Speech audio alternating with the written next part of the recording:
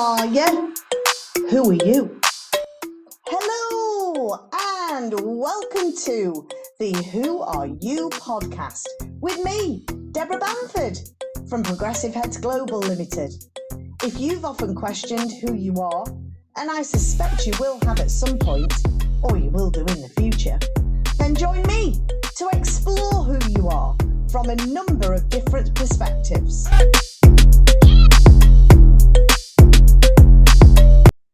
Hello and welcome to the Who Are You podcast with me, Deborah Bamford. Now, today we're continuing our meta-program series and we're looking at complex meta-programs of the management direction filter, the action filter, the emotional stress response, and the comparison filter. All of these filters are about how you manage yourself and how you take action. Now, if you've not listened to the previous episodes about meta-programs and complex meta-programs, it's probably a good idea to just go to the previous episode and listen to those first. And the reason that I'm discussing meta-programs is because I'm exploring who are you. Now, when we take in information every single second, one of the filters that this information is deleted, distorted, and generalized through is the meta-program filter. So the information that's left at the other side is filtered through this filter. So it's one of the reasons that we are who we are. So first of all, we're going to take a look at the management direction filter. This filter allows you to determine or predict how you self-manage or manage others around you. It will also inform you about your ability or your desire that you have in managing others or in affiliating with others. Now, if you've listened to previous episodes, you'll know that we ask questions to find out where you are on the continuum of the filter, because it is a continuum. There are very few people that are really at the far end of one or the other sides of the continuum. If I was with you, I'd be also observing how you answer. So if you want to play along and just answer the questions, and you can either do this verbally or you can write it down. There are 3 questions, and all I want you to answer is a yes or no to these questions. Question number 1. Do you know what you need to do to increase your chances for success? And the only answer I want to hear from you is a yes or a no. Question number 2. Do you know what someone else needs to do to increase their chances of success? And again, all I want from you is a yes or no. Question 3 is, do you find it easy or not so easy to tell other people how to increase their chances for success? And again, all I want is a yes or no. So do you know what to do for yourself? Do you know what others should do? And finally, are you willing to tell other people what to do? Now, if you answered yes, yes, yes, then you are a great manager or leader. You know what you need to do. You know what other people need to do, and you're also willing to tell other people what to do. This answer determines that you understand the importance of managing yourself and also managing others. If you answered yes, then no, and it really doesn't matter how you answer the third question, then generally you're not a manager or a leader. You may not even care what anybody else needs to do, and you probably don't care about being a manager or leader either. However, if you are working with an organisation or a team, you'll need some kind of independence around your role. This is because your management direction filter is about self only. If you answered no, yes, yes, or no, yes, no, you'll do very well as a bureaucrat. Is that the position that you're in? You often don't know what you need to do. You're very good at taking instruction from others, and you do what they tell you to do. And you'll also know what you're supposed to be doing, and you'll be able to tell the people what they're doing as well. This management filter is mainly about others only. The final part of the management direction filter is someone who is concerned with themselves, but not others. If that's the case, you'll have answered yes, yes, no. You probably don't want to be a manager or a leader. You do know what you should do to be a success, and you probably also know what other people should do to be a success. And yet, you're probably unwilling to take action to become a success. And also, you're probably that person that says to other people, but who am I to tell you what to do? The great thing about this management direction filter is that if you're forced to be in a management or leadership position, you can often convert to the self and others filter and become a great leader. The next complex meta program that I'll be discussing is the action filter. And this filter is all about predicting how much energy someone will put into pursuing their life goals. It can also predict how quickly a person will act upon something that is given to them to act upon. So the question to determine where you are on this scale for this meta program is, when you come into a situation, do you usually act quickly after sizing it up? Or do you do a detailed study of all the consequences before acting? Now, at one end of the scale, there are these people who are very active. These are the doers of the world. They'll make things happen. They will shape the world. These are the entrepreneurs, the go-getters, because they go out, they do it, and they make things happen. They create things and take initiative. It's all about acting. These type of people are more likely to make mistakes because they always just go for it. And yet they are also much more likely to become a success because they've actually gone out and done something. At the opposite end of the scale, we've got the reflective people. These people tend to study and think about things more than take action. They're also more likely to let things take their course instead of making things happen themselves. These are people who love to study the world, usually because they're not ready to jump right in until they've had lots of time to analyze a situation. A reflective person often won't act unless they're forced. They're much happier doing detailed studies, evaluating the consequences fully, and then react when forced. They will act when forced, but these kind of people are the ones that you'll often hear saying, don't do anything rash. Because these people want to avoid mistakes like the plague. And often things just seem to happen to these people.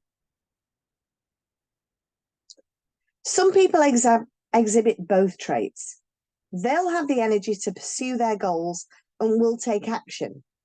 And yet, they'll also check and think about things for a short time to see through what the consequences are, depending on the circumstances of the situation. The final action filter is the inactive person. These people neither study or act. This kind of person is very rare to find in a business setting. This kind of person is very rare to find in a job setting, unless it's a job that they don't have to do much, of course. This person is the one who's usually sitting at home, doing nothing, letting everything happen to them, and complaining about everyone else and everything that's happening to them. The third complex meta program that we're going to discuss today is the emotional stress response filter. This meta program, or complex meta program, can predict how people will respond in highly stressful situations. The question I want you to ask yourself for this is, tell me about a work situation, a one-time event that gave you trouble. Now, if you're writing your answers down, make sure when you're writing it, just put everything down that's in your mind. So you might want to pause the podcast at this moment. If you're verbalizing it, then remember what you're saying when you're verbalizing things, because you need to listen to how you do deal with things, because what you need to make sure is that you're accessing a mildly stressful memory. The thing is, you see, if I was doing the meta program questionnaire with you, I'd be looking at your eye accessing cues, because your eye accessing cues, wherever they look, can tell me whether you're accessing the information kinesthetically or not. And you may have just seen where I looked with my eyes. Now, if you've not talked about feelings within what you've written or what you've said, or you've accessed the kinesthetic area of the brain, you're probably dissociated. A dissociated person may seem cold and unfeeling to some people. A dissociated person often reacts to pressure in a very unemotional way, almost like they're unaffected by the emotions of the people around them. They'll often act on emotions, even when feelings are appropriate. They'll probably not have any kind of emotional reaction when feelings are appropriate in a particular situation. The great thing about these people is that they are fantastic in highly stressful situations. If you've talked about your feelings or written about your feelings and accessed the kinesthetic area of your brain, you'll probably be what we call associated. You'll probably stay in the feeling. To others, you might even seem too emotional. You'll be really good in low stress situations and really good at working with people. If you are in some kind of leadership role, those who follow you will have a feeling that you care for them. The final emotional stress response is somebody who has the choice. A choice person will access the kinesthetic area of the brain when they first start to describe a particular event that was stressful to them. And what they'll do is come back out of their feelings. The great thing is that these people can also be fantastic in highly stressful situations. However, depending on the context of the situation or what's been happening to them prior, they may respond in an emotional way instead. So it's very much context dependent with the choice person. Finally, today, we're going to discuss the comparison filter. And the comparison filter can tell you the nature of comparison that's made to decide how you're doing in a certain situation. So the question is, how are you doing in your job or business? And the second question of this is, how do you know how you're doing? So pause this to verbalize it or write it down. How are you doing on your job, or how are you doing in your business? And then how do you know how you're doing? If you talk about numbers, then you're a quantitative. I need to put my teeth in for this. There's always a word in these podcasts that I have to put my teeth in. Quantitative with your comparisons. So quantitative is someone who talks about numbers, figures, comparing figures to last year, the year before, last week, and probably has a spreadsheet with all of those numbers on, whether it's likes, shares, comments, how many people have visited the website, all of those things. If you're the type of person that talks about your situation as being good or bad, then you're qualitative, which means you're interested in the quality of how you're doing. And finally, with either of those, or neither of these, there may be some kind of nature of comparison. So you might compare yourself to yourself. In other words, you might talk about how you're doing this year in comparison to how you're doing last year. People who compare themselves to themselves often talk about past, present, future, and ideal situations. They're always wanting to improve on themselves. You may compare yourself to others. So who are you comparing yourself to if you are comparing yourself to others? And also ask yourself this, is your comparison justified? Are you comparing yourself to someone who's in business for many more years than you are? Are you comparing yourself to somebody who you worked with last year? And finally, you've got those who compare other people to other people. These are often the gossips of the group. Nobody likes a gossip, right? So how did you get on with the complex meta programs in this week's podcast? With this management direction filter, are you concerned with yourself and others, yourself only, others only, or yourself and not others? Within the action filter, are you an active person? Are you a reflective person? Or can you do both? Or, and I guess you wouldn't be listening to this podcast if you were, are you completely inactive? With the emotional stress response meta program, do you find that you disassociate and emotions don't play any part in your response to a situation? Or do you get associated and feel everything within a situation? Or are you the type of person that can tackle a situation without the emotion attached, and yet some situations you become really emotionally involved? And the final meta program that we looked at today was the comparison filter. So do you deal with numbers, quality, or do you compare yourself to yourself, yourself to others, or only others to others? On the next episode of the Who Are You podcast, I'll be discussing a further 4 meta programs. And these are meta programs that are important to know about if you work with other people. And remember, all meta programs are on a continuum, and all meta programs can be changed. So if you've been answering these questions and you haven't liked the answers that you've given, know that this can be changed.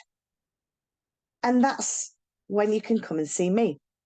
Because learning about meta programs is one of the subjects that we discuss on my Quantum Progress Master Practitioner NLP Plus program.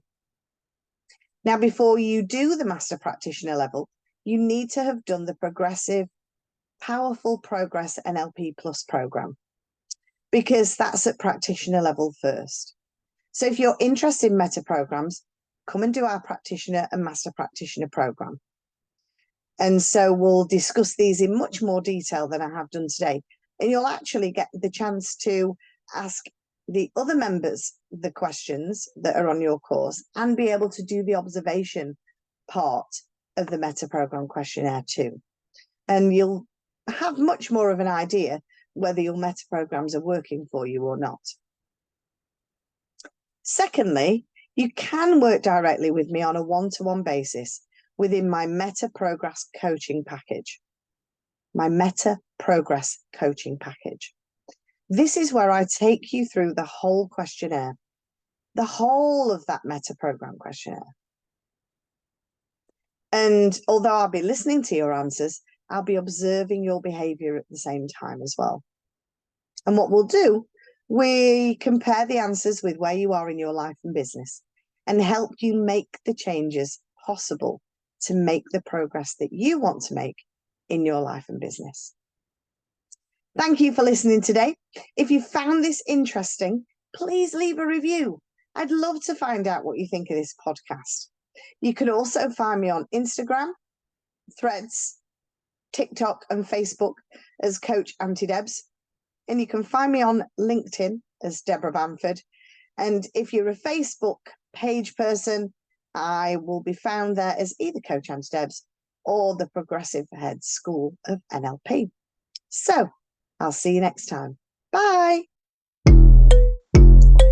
Thank you for listening to the Who Are You podcast with me, Deborah Bamford. If you found this podcast interesting, supportive, fun, or you've liked it in some way, please leave me a review because that's a lovely thing to do. You can find me on Facebook as Debs Bamford, LinkedIn as Deborah Bamford, and Facebook, Insta, and TikTok as Coach Ange Debs. See you next time.